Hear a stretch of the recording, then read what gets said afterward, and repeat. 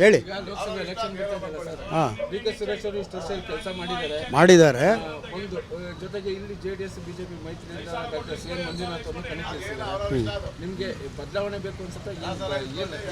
ನಮಗೆ ಬದಲಾವಣೆ ಬೇಕು ಅನಿಸುತ್ತೆ. ಯಾಕೆಂದರೆ ಮಂಜುನಾಥ್ ಅವರು ಜಯದೇವ ಆಸ್ಪತ್ರೆಯಲ್ಲಿ ಬೇಜಾನು ಆಪ್ರೇಷನ್ ಮಾಡಿ ಸಕ್ಸಸ್ಫುಲ್ ಆಗಿದ್ದಾರೆ. ಇಡೀ ಪ್ರಪಂಚಕ್ಕೆ ಗೊತ್ತು. ಆದ್ದರಿಂದ ನಾವು ಮಂಜುನಾಥರನ್ನ ಇಷ್ಟಪಡ್ತೀವಿ. ಇವರು ಡಿ.ಕೆ. ಸುರೇಶು ಮಾಡಿದ್ದಾರೆ, ಮಾಡಿಲ್ಲ ಅಂತಲ್ಲ. ಇವು ಸರಿ ಬದಲಾವಣೆ ಮಾಡ್ಬೋದು, ಒಂದು ಚಾನ್ಸ್ ಕೊಡೋಣ ಅಂತ ನಾವು.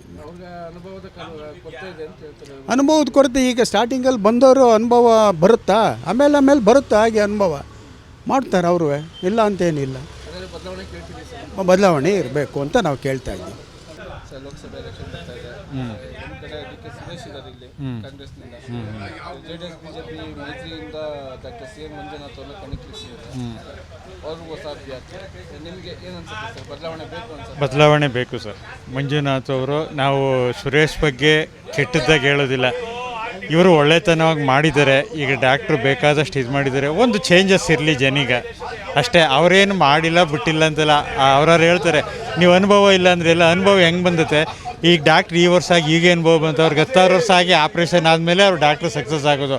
ಅದೇ ಥರ ಇವ್ರಿಗೂ ಒಂದು ಚಾನ್ಸ್ ಕೊಟ್ಟು ನೋಡಿದ್ರೆ ಒಳ್ಳೆತನವಾಗಿ ಮಾಡ್ತು ಅಂತ ಹೇಳಿದ್ರೆ ಇರಲಿ, ಇಲ್ಲ ಅಂದರೆ ಜನವೇ 5 ವರ್ಷ ತೀರ್ಮಾನ ತಗೊಂತಾರೆ. ನಮಗೆ ಚೇಂಜಸ್ ಬೇಕು, ಬದಲಾವಣೆ ಬೇಕು. ಕೊಡುಗೆ ಇದೆ, ಕೊಡುಗೆ ಇಲ್ಲ ಅಂತಲ್ಲ, ಕೊಡುಗೆ ಮಾಡೇಬೇಕು. 5 ವರ್ಷ ಬಂದವ್ರು ಜನಸೇವಕ ಆದಮೇಲೆ ಕೊಡುಗೆ ಮಾಡಿದ್ರೆ ಯಾರು ಮಾಡ್ತಾರೆ. ಅದೆಲ್ಲ ಗೌರ್ಮೆಂಟ್ ಫಂಡ್ಲಿ ಯಾರು ಬೇಕೋ ಅವರೆಲ್ಲ ಮಾಡ್ತಾರೆ. ಕೊಡುಗೆ ಇಲ್ಲ ಅವ್ರನ್ನ ಬೇಡಿ ಅಂತಿಲ್ಲ. ಇವರು ಈಗ ಒಳ್ಳೆಯದಾಗಿದ್ದಾರೆ ಮಾಡಲಿ ಅಂತ ಹೇಳೋದು. ಕೊಡುಗೆ ಇಲ್ಲ ಅವ್ರು ಸರಿ ಇಲ್ಲ ಅಂತ ಯಾರೂ ಹೇಳೋದಿಲ್ಲ. ಕೊಡುಗೆ ಮಾಡಿದರೆ ಆದರೂ ಒಂದು ಚೇಂಜಸ್ ಇರಲಿ, ಇವರು ಒಂದು ಮಾಡಲಿ ಅಂತ ನಮಗೆ ಅಭಿಪ್ರಾಯ ಇದೆ ಅಷ್ಟೇ. ಆಗಲಿ ಅಂತ ಅಷ್ಟೇ. ಸರಿ ಸರ್, ಲೋಕಸಭೆ ಎಲೆಕ್ಷನ್ ಬರ್ತಾ ಇದೆ.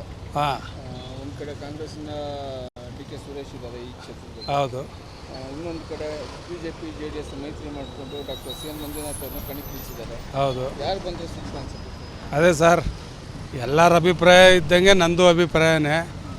ಹೃದಯವಂತ ಡಾಕ್ಟ್ರು ಬರಬೇಕು ಅಂತ ನಮ್ಮ ಆಸೆ.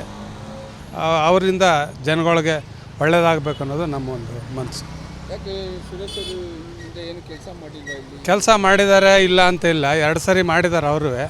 ಇವ್ರಿಗೊಂದು ಅವಕಾಶ ಕೊಡೋಣ ಅಂತ ಅಷ್ಟೇ. ಅವರು ಒಳ್ಳೆ ಕೆಲಸ ಮಾಡಿದ್ದಾರೆ, ಇವ್ರಿಗೊಂದು ಅವಕಾಶ ಕೊಡೋಣ ಈ ಸರಿ ಅಂತ. ಯಾಕಂದರೆ ಮುಂಚೆ ಈಗಾಗಲೇ ಮಾತಾಡ್ತಾ ಇದ್ದಾರೆ, ಹೇಗಾದರೂ ನರೇಂದ್ರ ಮೋದಿನೇ ಬರೋದು ಕೇಂದ್ರದಲ್ಲಿ. ಹಂಗಾಗಿ ಇವ್ರಿಗೇನಾದ್ರು ಈ ಥರ ಸಂಬಂಧಪಟ್ಟಂಥ ಒಂದು ಅಧಿಕಾರ ಕೊಟ್ಟರೆ ಕರ್ನಾಟಕಕ್ಕೆ ಒಳ್ಳೆಯದಾಗ್ಬೋದು ಅಂತ ನಮ್ಮೊಂದು ಆಸೆ. ಆರೋಗ್ಯ ಮಂತ್ರಿ ಇದಕ್ಕೆ ಸಂಬಂಧ ಕೊಟ್ಟರೆ ನಮ್ಗೆ ಒಳ್ಳೆಯದಾಗ್ಬೋದು ಅಂತ ಒಂದು ಆಸೆ. ಯಾಕಂದರೆ ಅವ್ರು ಈಗಾಗಲೇ ಮಾಡಿದ್ದಾರೆ ಆ ಥರ ಕೆಲಸಗಳನ್ನ, ಅಂಥವ್ರು ಬರಬೇಕು ಅಂತ ನಮ್ಮ ಆಸೆ.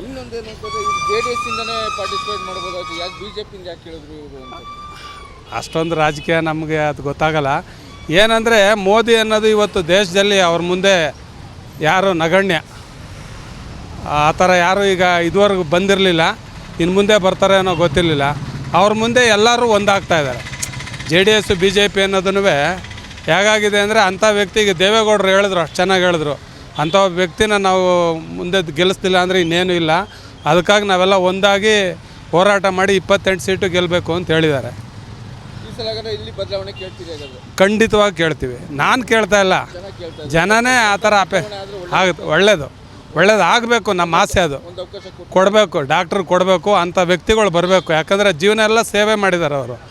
ಈಗಲೂ ಇಂಥ ಅಧಿಕಾರ ಕೊಟ್ಟಾಗ ಇನ್ನೂ ಹೆಚ್ಚಿಗೆ ಸೇವೆ ಮಾಡ್ತಾರೆ ಅನ್ನೋದೇ ನಮ್ಮ ಆಸೆ. ಬರಬೇಕಂತವ್ರು ಬರಲಿ. ದೇವರು ಅವ್ರಿಗೆ ಇನ್ನೂ ಆರೋಗ್ಯ ಆಯಸ್ಸು ಕೊಟ್ಟು ಜನಗಳು ಸೇವೆ ಮಾಡೋಂಥ ಒಂದು ಅವಕಾಶ ಕೊಡಲಿ ಅಂತ ನಾನು ಕೇಳ್ಕೊತೀನಿ. ಇದ್ರ ಮೂಲಕ ಮೋದಿಯವ್ರಿಗೆ ಎಲ್ಲ ಕೈ ಬಲ ಬಡಿಸ್ಬೇಕು. ನಾವು ಪ್ರತಿಯೊಂದೊಂದು ಓಟ್ ಹಾಕ್ತಾ ಇರೋದು ಮೋದಿಗೋಸ್ಕರ. ಡಾಕ್ಟ್ರು ಇಲ್ಲಿ ನಮಗೆ ಇದ್ದಾರೆ, ಆದರೆ ಅವ್ರು ನೋಡಿ ನಾವು ಇದ್ರ ಜೊತೆಗೆ ಮೋದಿ ನೋಡಿ ಓಟ್ ಹಾಕ್ತಾಯಿದ್ವಿ. ಸ್ವಾದಿಷ್ಟತೆಯ ಸ್ವಾದ, ತಾಜಾತನದ ಆಹ್ಲಾದ, ಉತ್ತಮ ಆರೋಗ್ಯ ಮತ್ತು ಹೆಚ್ಚಿನ ರೋಗ ನಿರೋಧಕ ಶಕ್ತಿಯ ವೃದ್ಧಿಗೆ ಈಗ ನಿಮಗೆ ಸಿಗುತ್ತಿದೆ ಉತ್ತಮ ಗುಣಮಟ್ಟದ ಪೌಷ್ಟಿಕಾಂಶ.